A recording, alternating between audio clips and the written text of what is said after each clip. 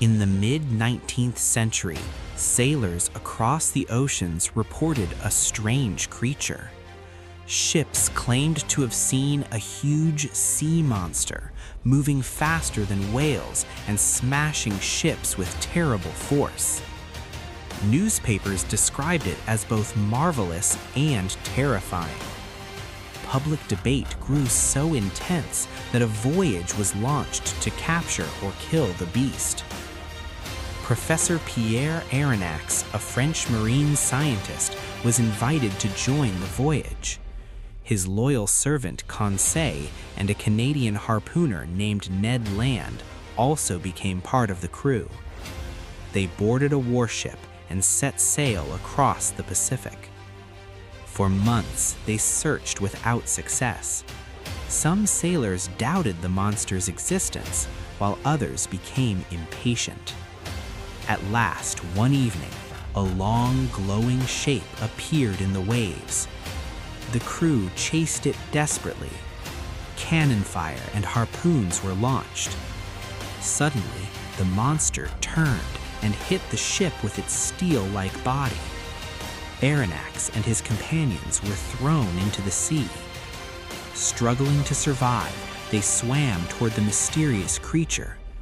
To their astonishment, they discovered it was not an animal at all, but a man-made submarine of special design. Their adventure beneath the oceans was about to begin.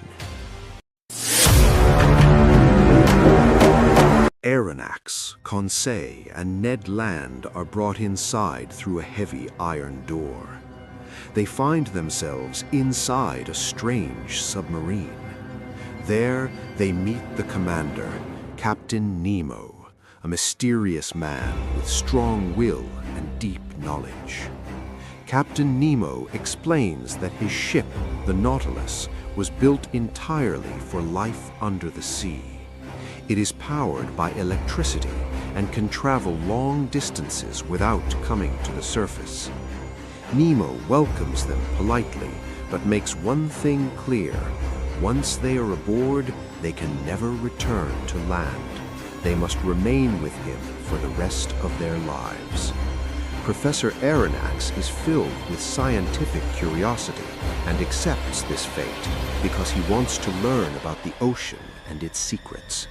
Conseil stays loyal to his master, but Ned Land, who values freedom above all, becomes angry and plans to escape. Life on the Nautilus is astonishing. The ship looks like a floating palace under the sea.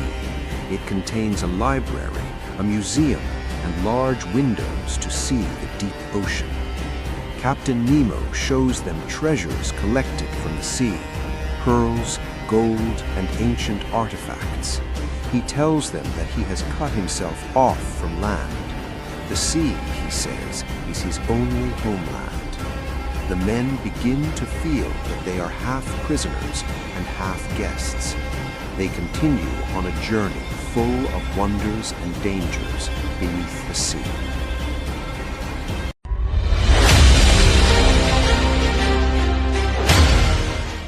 The days that followed showed Aronnax the wonders of the underwater world. He looked through the big windows and saw coral reefs glowing with color, fish of every shape, and shipwrecks resting silently on the ocean floor. Nemo invited his guests on diving voyages. He provided them with special suits that allowed them to walk over the seabed. One such journey took them through an underwater forest of strange plants. There, they hunted and collected samples. Another led them to the remains of a sunken city.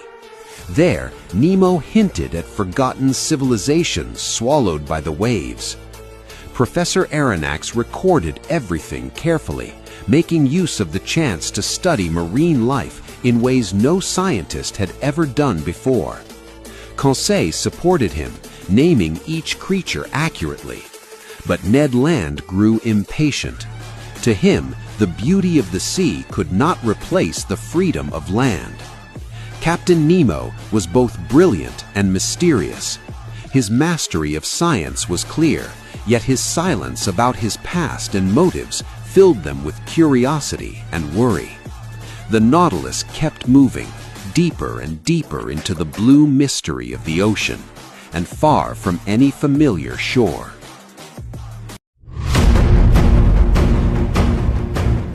Life on the Nautilus was not without risk. Once, the submarine was attacked by a giant squid in a desperate struggle on deck. Nemo and his crew fought bravely with axes and harpoons. Ned Land, fearless as always, killed the monster. Only by great effort did they escape the danger. Another time, the submarine became trapped beneath thick ice at the South Pole. With oxygen running low, the crew worked hard to break a path to the surface. At the last moment, the Nautilus forced its way free, and the men breathed fresh air again. When warships appeared on the surface, Nemo attacked them without mercy, sending them to the depths. Through such dangers, the passengers learned more about Nemo's character. He showed calm courage and remarkable leadership, yet also a cold indifference to human life. Aronnax began to admire Nemo, but at the same time fear him. The ocean, though beautiful, was also full of threats and dangers. For Aronnax, it was a school of wonder. For Nemo, it was a battlefield. For Ned Land, it remained a prison. The tension among them grew as the voyage continued.